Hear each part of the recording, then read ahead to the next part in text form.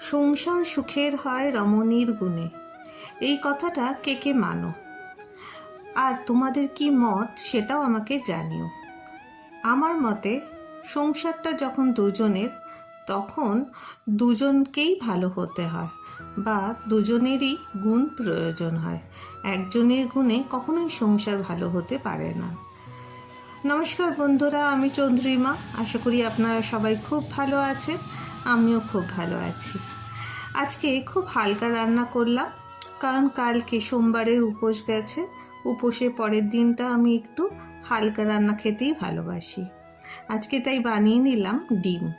ডিম আমার খুবই প্রিয়। ডিম আমি সারাদিন খেতে পারি, ভীষণ ভাল লাগে ডিম খেতে আমার। তাই আজকে ভাবলাম আজকে কষা ডিম না বানিয়ে একটু পাতলা ডিম খেতেই। আপনাদের ডিম কষা খেতে বেশি ভাল লাগে নাকি পাতলা ঝোল? আমি বানিয়ে নিয়েছিলাম ডুমো ডুমো আলু দিয়ে বেশ ঝোল পাতলা করে। তার সাথে নামানোর সময় দিয়েছিলাম ঘি আর গরম মশলা। খেতে কিন্তু বেশ ভালোই হয়েছিল।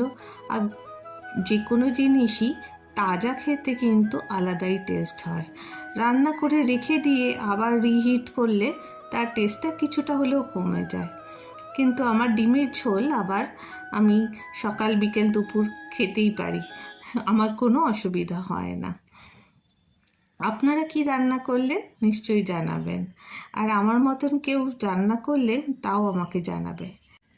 আমার মেয়ে অবশ্য ডিমের ঝোলের থেকে ডিম কষা খেতেই বেশি ভালোবাসে। তবে গরম গরম ভাতে পাতলা ডিমের ঝোল খেতে কিন্তু মন্দ লাগে না। কি বলেন আপনারা? যাই হোক, আপনারা সবাই খুব ভালো থাকবেন, সুস্থ থাকবেন, আর আমাকে নিশ্চয়ই জানাবেন আমার কোয়েশ্চেনের আনসারটা। সবাই খুব ভালো থাকুন। চলুন, টাটা, বাই বাই, সবাই সুস্থ থাকুন।